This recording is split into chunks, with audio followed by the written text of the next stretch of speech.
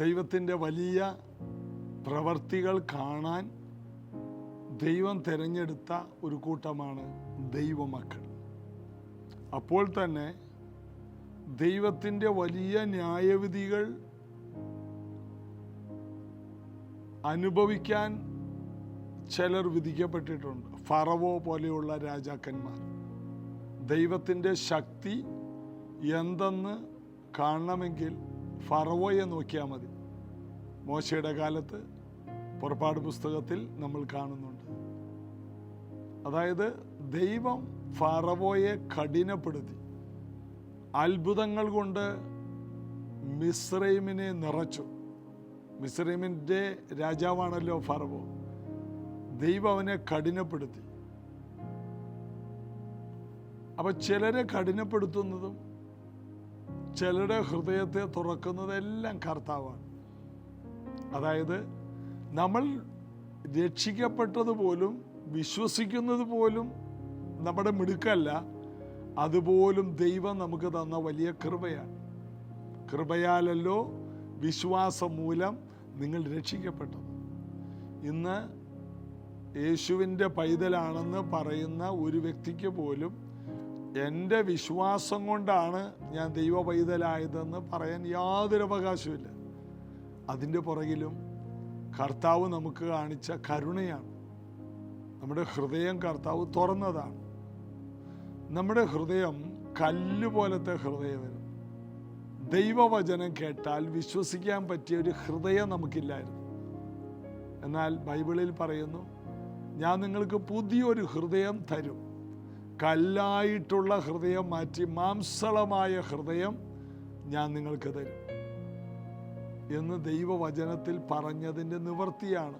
നമ്മുടെ ഹൃദയത്തിൻ്റെ കാഠിന്യം കർത്താവ് എടുത്തു കളഞ്ഞില്ലായിരുന്നെങ്കിൽ നമ്മൾ ബൈബിള് കേട്ടാലും ബൈബിളിൽ നിന്ന് ഉള്ള പ്രസംഗമോ ഒന്നും നമുക്ക് വിശ്വാസമായി തീരില്ല. നമ്മൾ കേൾക്കുന്ന വചനത്തെ എല്ലാം എതിർക്കുമായിരുന്നു, പുച്ഛിച്ച് തള്ളുമായിരുന്നു. എന്നാൽ വചനം കേട്ടപ്പോൾ ഹൃദയം കൊണ്ട് വിശ്വസിക്കുവാനും വാ കൊണ്ട് ഏറ്റുപറയാൻ കഴിഞ്ഞത് പോലും അതൊരു ഭയങ്കര ദൈവകൃപയാണ്. യേശു നമുക്ക് തന്ന ഒരു അനുഗ്രഹമാണ്. അതുകൊണ്ട് നമുക്ക് പ്രശംസിക്കാൻ കർത്താവിലല്ലാതെ നമ്മുടെ ഒരു കഴിവിലും നമുക്ക് പ്രശംസിക്കാനില്ല. ലോക സ്ഥാപനത്തിന് മുന്നമേ ദൈവം നമ്മെ തിരഞ്ഞെടുത്തത് കൊണ്ടാണ് നമുക്ക് വിശ്വസിക്കാനും യേശുവിനെ കർത്താവെന്ന് പോലും വിളിക്കാൻ കഴിഞ്ഞത്. അതിൻ്റെ അർത്ഥം 1 പത്രോസ് 3:9-10 വായിക്കുമ്പോൾ നമുക്ക് കാണാം, നിങ്ങൾ അനുഗ്രഹം അനുഭവിക്കേണ്ടതിന് വിളിക്കപ്പെട്ടവരാണ്. അതുകൊണ്ട് അനുഗ്രഹിക്കുന്നവരായിരിക്കാൻ ദൈവം നമ്മെ പഠിപ്പിക്കുന്നു. അനുഗ്രഹം അനുഭവിക്കേണ്ടതിന്, നന്മകൾ അനുഭവിക്കാൻ പ്രത്യേകം നമ്മെ വിളിച്ച് വേർതിരിച്ചതാണ്. ഇനി നമുക്ക് അനുഗ്രഹം കാണാതെ നിവൃത്തിയില്ല, നന്മകൾ അനുഭവിക്കാതെ നിവൃത്തിയില്ല. ഈ സത്യങ്ങളിലേക്ക് ഓരോ പ്രിയപ്പെട്ടവരും കടന്നു വരിക. ചേർന്ന് പാടി യേശുവിനെ ആരാധിക്കാം. യേശു മസീഹ് तेरे जैसा कोई नहीं, तेरे चरणों में झुके आसमान और महिमा गाए ज़मीन।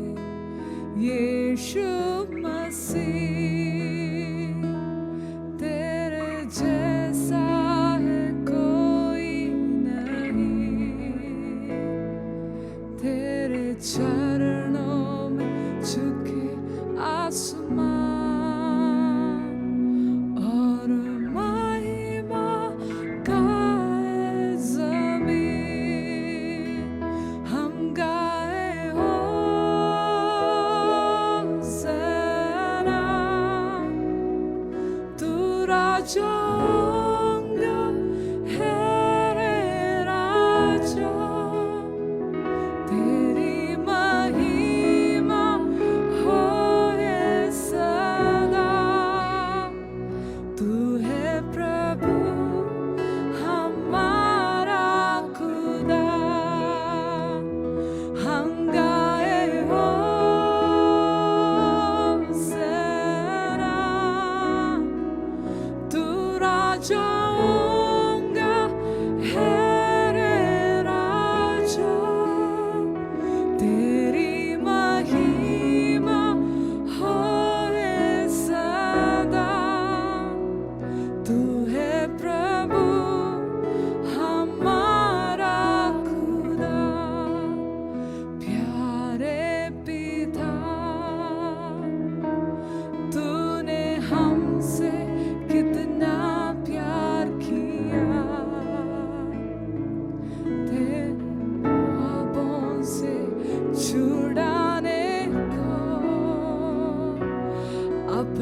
बेटे को कुर्बान किया।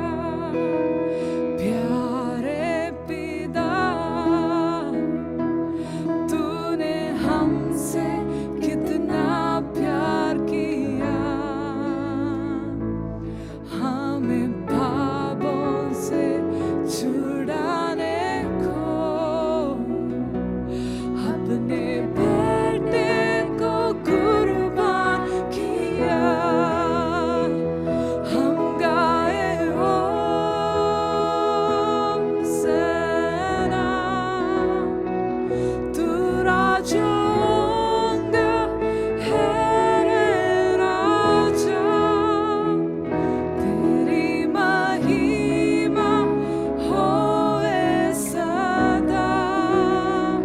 तू है प्रभु हमारा खुदा।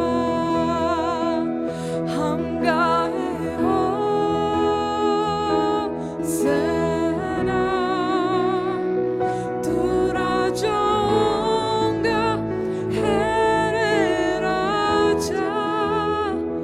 तेरी महिमा होए सदा। तू है प्रभु हमारा खुदा। हम गाए हो सेना, तू राजाओं का है रे राजा। तेरी महिमा होए सदा। तू है प्रभु हमारा खुदा। യോഹന്നാന്റെ സുവിശേഷം 4-ാം അധ്യായത്തിൽ ശമരിയക്കാരിയുടെ ചരിത്രം കഴിഞ്ഞ ദിവസങ്ങളിൽ നമ്മൾ ധ്യാനിച്ചതാണ്.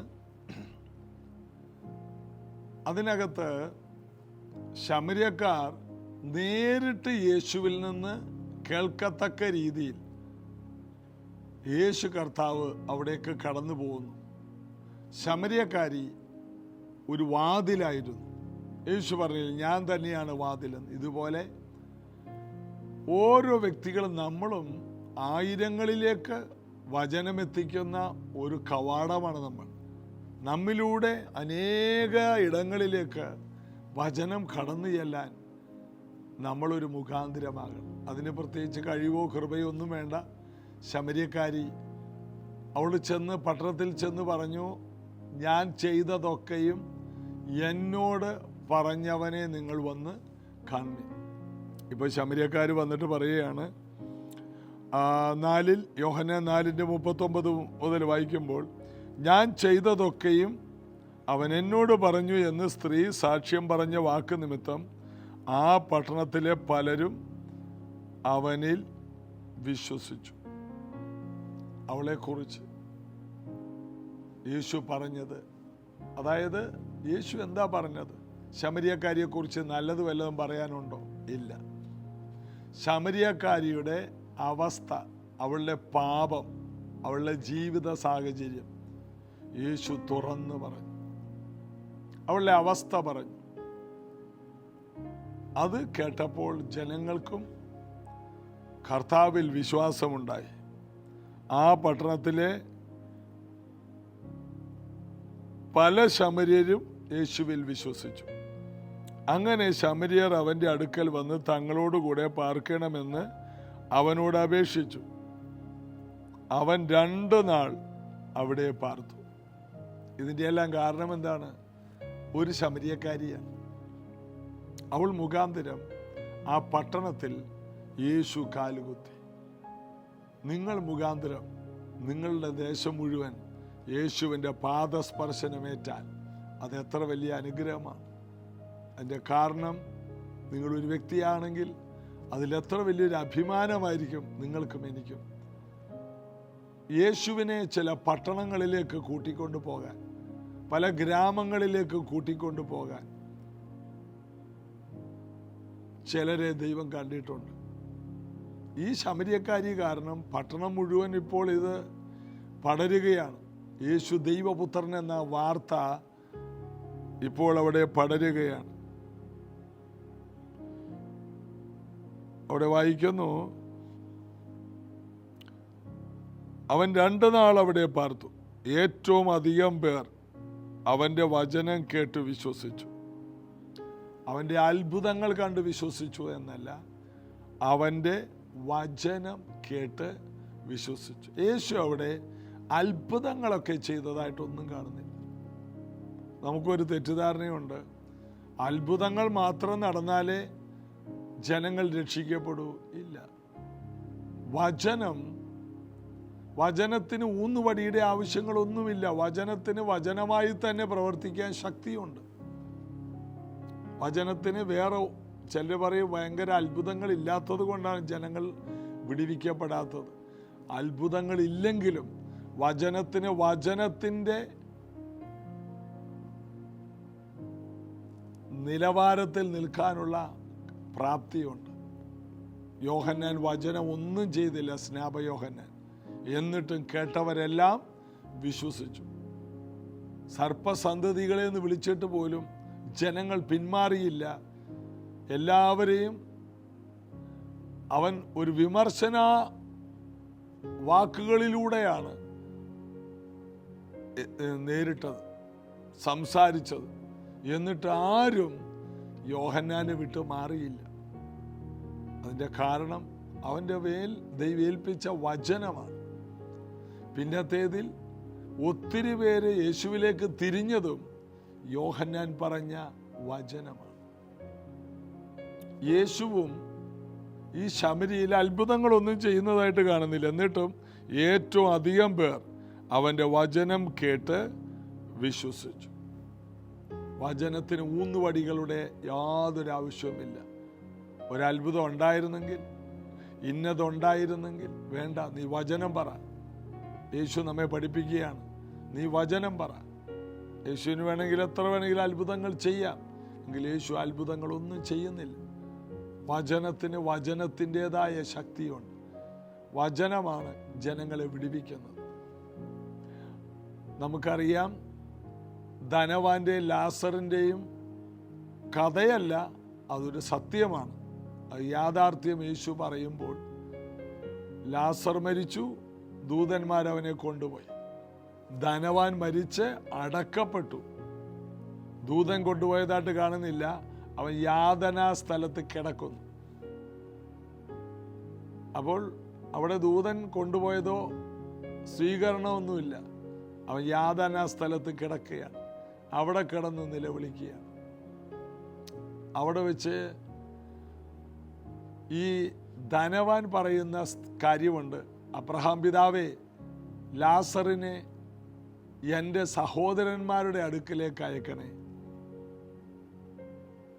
എൻ്റെ 5 സഹോദരന്മാരല്ലെങ്കിൽ ഉറപ്പായിട്ടും ഈ യാതനാ സ്ഥലത്തെ വരും. ഒരെണ്ണം പോലും പറുദീസയിൽ വരില്ല. കാരണം എൻ്റെ സഹോദരന്മാരല്ലേ. നരകത്തിൽ കിടക്കുമ്പോൾ ഇതൊക്കെ ഓർക്കാൻ സമയം കിട്ടും, എന്നാൽ വൈകിപ്പോയി. ഇത് ഭൂമിയിൽ വെച്ച് ഓർത്തിരുന്നെങ്കിൽ സ്വയമായിട്ടും രക്ഷപ്പെടാം, 5 സഹോദരന്മാരെയും രക്ഷപ്പെടുത്താം.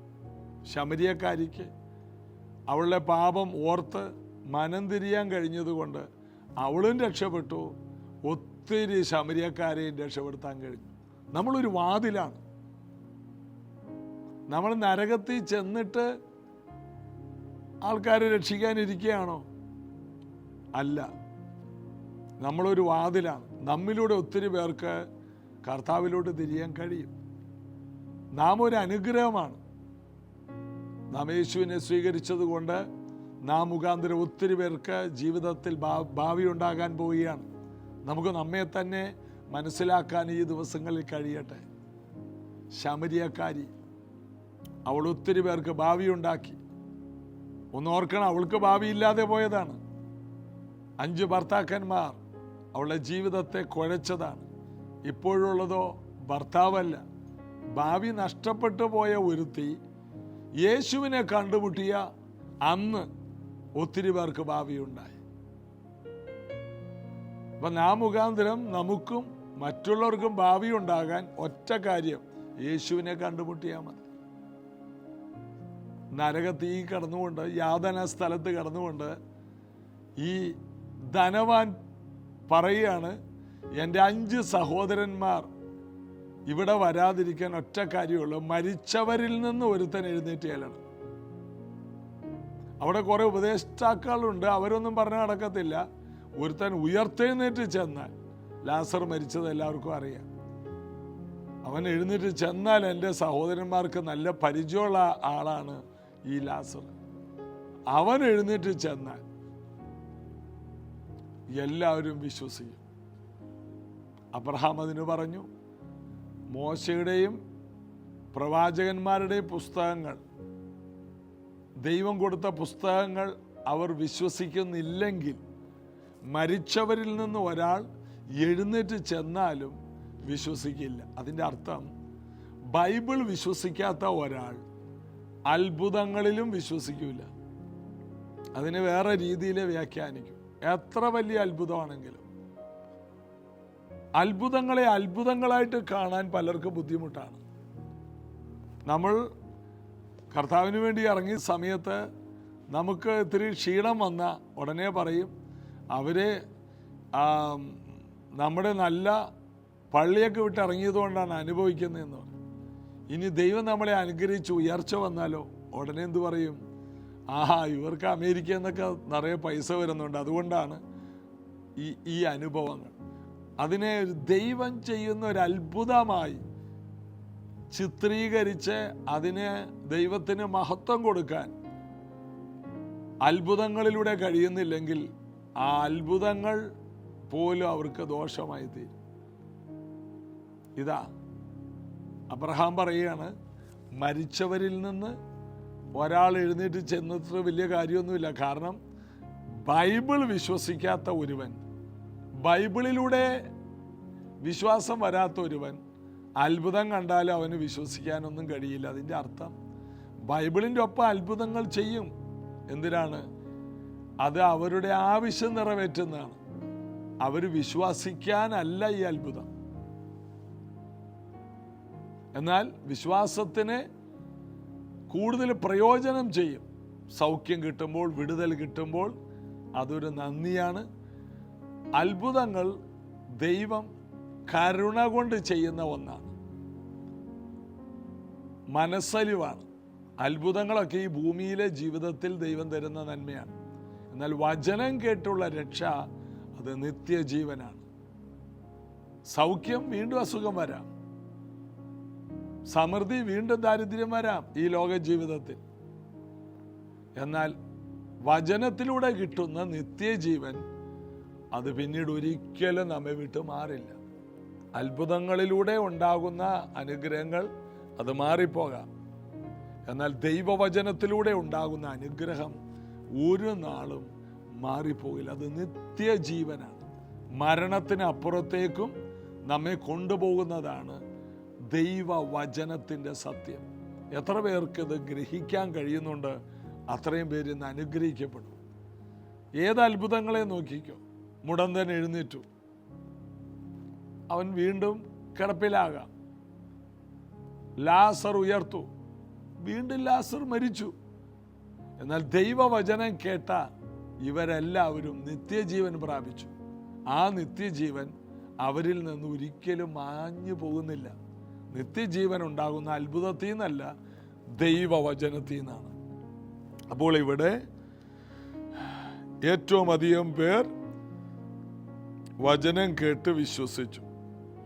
എന്നിട്ട് പറയാണ് 42:4-42, ഇനി നിന്റെ വാക്കുകൊണ്ടല്ല ഞങ്ങൾ വിശ്വസിക്കുന്നത്, ഞങ്ങൾ തന്നെ കേൾക്കുകയും അവൻ സാക്ഷാൽ ലോകരക്ഷിതാവ് എന്ന് അറിയുകയും ചെയ്തിരിക്കുന്നു എന്ന് സ്ത്രീയോട് പറഞ്ഞു. അറിയുക, അംഗീകരിക്കുക, ഏറ്റെടുക്കുക, അതാണ് വിശ്വാസം.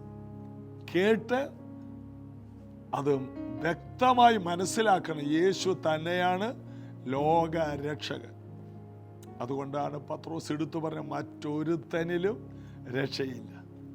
നാം രക്ഷിക്കപ്പെടാൻ ആകാശത്തിൻ്റെ കീഴെ മനുഷ്യരുടെ ഇടയിൽ വേറൊരു പേരില്ല. അവർ വളരെ വ്യക്തമായിട്ടാണ് അപ്പോസ്തല പ്രവർത്തികളിലൊക്കെ പ്രസംഗിക്കുന്നത് കാണുന്നത്. അവരുടെ ഉറപ്പ്, വേറെ ഒരുവനിലും രക്ഷയില്ല. അത്ഭുതങ്ങളിലൊന്നും രക്ഷയില്ല. യേശു ക്രിസ്തുവിലുള്ള വിശ്വാസത്താൽ നിങ്ങൾ ദൈവമക്കളായി തീർന്നിരിക്കുന്നു. അതുകൊണ്ട് ഒരു ദൈവ പൈതൽ ദൈവവചനം കേൾക്കുകയും വിശ്വാസത്തിൽ ഉറക്കുകയും ചെയ്യണം എന്ന് ദൈവഹിതമാണ്. കൂടുതൽ വചനം കേൾക്കണം. ആ വചനം നമ്മെ നിലനിർത്തും, ബലപ്പെടുത്തും, വളർത്തും.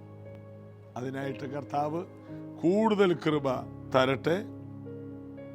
ഞങ്ങൾ തന്നെ കേൾക്കുകയും അവൻ സാക്ഷാൽ ലോകരക്ഷിതാവെന്ന് അറിയുകയും ചെയ്തിരിക്കുന്നു. യേശുവിനെ അറിയേണ്ടതുപോലെ അറിയുവാൻ കഴിയുന്നതിൻ്റെ പേരാണ് നിത്യജീവൻ. അപ്പൊ അറിയുക, നന്നായി അറിയുക. അതിനെക്കുറിച്ചാണ് പൗലൂസ് പറയുന്നത്, അവനെ അറിയേണ്ടതിന്. മറ്റൊരു ഭാഗത്ത് പറയുന്നത്, ക്രൂശിക്കപ്പെട്ട ക്രിസ്തുവിനെ അല്ലാതെ മറ്റൊന്നും അറിയാത്തവനായി നിങ്ങളുടെ ഇടയിൽ ഇരിക്കാൻ ഞാൻ ആഗ്രഹിക്കുന്നു. അതായത് നാം ജീവിതത്തിൽ അറിയേണ്ട ഒന്ന്, യേശു ആര്, രണ്ട്, യേശു ക്രിസ്തു ആര്. ഇതെല്ലാം നമ്മൾ അറിയണം. യേശുവിനെ മനുഷ്യനായി, ദൈവപുത്രനായി, കർത്താവായി എല്ലാം നാം എത്രത്തോളം മനസ്സിലാക്കുന്നുവോ അത്രത്തോളം നമുക്ക് പുത്രനോടും ദൈവത്തോടുമുള്ള ഭക്തി വർദ്ധിക്കും. നമ്മുടെ ഭക്തി വർദ്ധിക്കാൻ, നമ്മുടെ ദൈവത്തോടുള്ള ആദരവ് വർദ്ധിക്കാൻ ദൈവത്തെ അറിയണം. ഫറവോന്റെ ചരിത്രം വായിക്കുമ്പോൾ തന്നെ നമുക്ക് ദൈവത്തോട് ആദരവ് തോന്നും. 6 ലക്ഷം പുരുഷന്മാർ അല്ലെങ്കിൽ 30ഓളം ലക്ഷം ജനങ്ങളെ ഒരാൾ പോലും നശിച്ചു പോകാതെ, കുഞ്ഞുകുട്ടി ആബാലവൃതം ജനത്തെ ഒരു കേടുമില്ലാതെ ഏറ്റവും ദുഷ്ടനായ രാജാവിൻ്റെ കയ്യിൽ നിന്ന് ഒരു കേടും പറ്റാതെ രക്ഷപ്പെടുത്തിയവനാണ് നമ്മുടെ കർത്താവ്. അതും ആ ചെങ്കടൽ തുറന്ന് ഏകദേശം ഒരു 13 കിലോമീറ്ററോളം ചെങ്കടൽ തുറന്നിട്ടു എന്നാണ് ചരിത്രമൊക്കെ പറയുന്നത്. അപ്പൊ ചിലരിതൊന്നും വിശ്വസിക്കുന്നില്ല. മോശ ചെങ്കടൽ കടന്നപ്പോൾ മുട്ടോളം വെള്ളമേ അവിടെ ഉണ്ടായിരുന്നുള്ളൂ എന്ന് വരെയും പഠിപ്പിക്കുന്ന ആൾക്കാരുണ്ട്. എന്താണ്, ഒരു കടലാണ് തുറന്നതെന്നുള്ള വിശ്വാസമൊന്നും ഇവർക്കില്ല. അപ്പോൾ ഒരിക്കലും ഇങ്ങനെ മോശ ചെങ്കടൽ കടക്കുമ്പോൾ മുട്ടോളമേ വെള്ളം ഉണ്ടായുള്ളൂ, അവർ നീന്തിയാണ് അപ്പുറത്തോട്ട് പോയെന്നൊക്കെ ഒരു ഉപദേശി പ്രസംഗിച്ചെന്ന്. ഇത് കേട്ടപ്പോൾ ഒരു അമ്മച്ചി മാത്രം ഹല്ലേലൂയ പറഞ്ഞു. മീറ്റിംഗ് കഴിഞ്ഞപ്പോൾ ഉപദേശി അമ്മച്ചിയോട് വന്ന് ചോദിച്ചു, അമ്മച്ചി എന്താണ് ഇത്രയും ഹല്ലേലൂയ പറഞ്ഞു, ഏത് പോയിന്റാണ്? അപ്പം അമ്മച്ചി പറഞ്ഞു, എൻ്റെ മക്കളെ, ആ മുട്ടോളം വെള്ളത്തിൽ ആ ദുഷ്ടൻ ഫറവോനെ എൻ്റെ കർത്താവ് മുക്കിക്കളഞ്ഞല്ലോ എന്ന് ഓർത്തപ്പോൾ ഞാൻ ദൈവത്തെ സ്തുതിച്ചാണ്. അതായത് മുട്ടോളം വെള്ളത്തിലും ഈ രാജാവിനെ മുക്കിക്കൊന്നല്ലോ. അതും ഒരു അത്ഭുതമായിട്ട് അമ്മച്ചി എടുത്തു. ആരെന്ത് നെഗറ്റീവ് പറഞ്ഞാലും അതിനകത്തും ഒരത്ഭുതം കാണാൻ കഴിഞ്ഞാൽ അത് തന്നെയാണ് ഒരു അത്ഭുതം. ബൈബിൾ മുഴുവനും ദൈവത്തിൻ്റെ അത്ഭുതങ്ങളാണ്. അതിനെ അത്ഭുതങ്ങളായിട്ട് തന്നെ നമുക്ക് ഗ്രഹിക്കാൻ കഴിഞ്ഞാൽ അതൊരു വലിയ വിടുതലാണ്. അത്ഭുതങ്ങളെ അത്ഭുതങ്ങളായി കാണണം. ഇന്ന് നമ്മൾ ജീവിച്ചിരിക്കുന്ന ഒരു അത്ഭുതമല്ലേ? സ്തോത്രം പറയണം. ഓരോ ദിവസവും വരുന്നത് അത്ഭുതമാണ്. ഇന്ന് നമുക്ക് ഒരു അപകടം ഉണ്ടായില്ല, അത്ഭുതമാണ്. അപകടങ്ങൾ കൊണ്ട് നിറഞ്ഞ ലോകത്തിൽ നമ്മൾ വണ്ടി ഓടിച്ചു, വഴിയിൽ യാത്രയിലൊന്നും നമുക്കെതിരെ ഒരനർത്ഥവും വന്നില്ല, നമുക്ക് ആയുസ്സുണ്ട്. ഇതെല്ലാം അത്ഭുതങ്ങളാണ്. അപ്പം അത്ഭുതം എന്ന് പറയുന്നത് നമുക്കൊരു അപകടം ഉണ്ടായിട്ട് അതിൽ നിന്ന് പുറത്തു വരുന്നത് മാത്രമല്ല, ഒരു അപകടവും ഉണ്ടായില്ല, അത് തന്നെ ഒരു അത്ഭുതമാണ്. അത്ഭുതങ്ങളെ ഇതെപ്പോഴും നമ്മൾ ധ്യാനിച്ച് സ്തോത്രം ചെയ്യണം. മറിയ നല്ല അംശം തിരഞ്ഞെടുത്തതുപോലെ എല്ലാ നിമിഷവും അത്ഭുതമാണ്. നമുക്കിവിടെ വേദനയില്ല, ഇവിടെ വേദനയില്ല, നമുക്ക് ശ്വാസം കിട്ടുന്നുണ്ട്, നമ്മൾ പിടഞ്ഞു വീഴുന്നില്ല, അതൊരു അത്ഭുതമാണ്. ദൈവം നമ്മെ ഈ കാലഘട്ടത്തിൽ കൺമണി പോലെ കാക്കുന്നതിനായിട്ട് സ്തോത്രം ചെയ്യണം. ഇനി ഭയങ്കര ഒരു അത്ഭുതം കണ്ടിട്ട് സ്വത്രം പറയണ്ട, നമ്മൾ തന്നെ ഒരു അത്ഭുതമാണ്. വചനം കേട്ട് എല്ലാറ്റിനും നമ്മൾ നന്ദി പറയണം. ഇനി ഒരു അത്ഭുതം നടക്കാൻ നോക്കി നിൽക്കാതെ ദൈവം ചെയ്തുകൊണ്ടിരിക്കുന്ന ഈ അത്ഭുതത്തിനും ദൈവം ചെയ്യാൻ പോകുന്ന അത്ഭുതങ്ങൾക്കും ചെയ്ത അത്ഭുതങ്ങൾക്കും നന്ദി പറയണം. വചനം വായിച്ച് ഫറവോന്റെ കാലത്ത് ചെയ്ത അത്ഭുതങ്ങൾക്ക് നന്ദി പറ. നമുക്കല്ലെങ്കിൽ നമ്മുടെ പിതാക്കന്മാർക്ക് ചെയ്തില്ലേ? യേശുവിൻ്റെ കാലത്ത് നടന്ന അത്ഭുതത്തിന് നന്ദി പറ. അപ്പോസ്തലന്മാരുടെ കയ്യാൽ നടന്ന അത്ഭുതങ്ങൾക്ക് നന്ദി പറ. ദൈവത്തിൻ്റെ വിശ്വസ്തതയ്ക്കായി നമുക്ക് നന്ദി പറയാം, പ്രാർത്ഥിക്കാം. യേശുവിൻ്റെ നാമത്തിൽ ഇത് കേട്ട ഓരോ പ്രിയപ്പെട്ടവർക്കും അവരുടെ ജീവിതത്തിൽ വചനത്തിലൂടെ അത്ഭുതങ്ങൾ കാണാനിടയാകട്ടെ. രൂപാന്തരപ്പെട്ട അത്ഭുതം, സത്യത്തിലേക്ക് വന്ന അത്ഭുതം, ജീവനോടെ ഇരിക്കുന്ന അത്ഭുതം, ദിവസവും നടക്കുന്ന ഈ അത്ഭുതങ്ങളെ ഓർത്ത് നന്ദിയുള്ളവരായി ജീവിപ്പാൻ ഓരോരുത്തർക്കും കൃപയുണ്ടാകും. ഒരു ദിവസം പോലും പിറുപിറുക്കാതെ, ഒരു ദിവസം പോലും പരാതി പറയാതെ കർത്താവിന് മഹത്വം കൊടുക്കുവാൻ ഓരോരുത്തർക്കും കൃപയുണ്ടാകട്ടെ. ഈ ദിനത്തിൽ എല്ലാവരുടെ മേലും ഒരു പ്രത്യേക വിശ്വാസം കടന്നു വരട്ടെ, യേശുവിൻ നാമത്തിൽ. ആമേൻ. യേശുവിൻ്റെ കൃപ കൂടെ ഇരിക്കട്ടെ. നാളെ ഇതേ സമയത്ത് നമുക്ക് കാണാം. God bless you.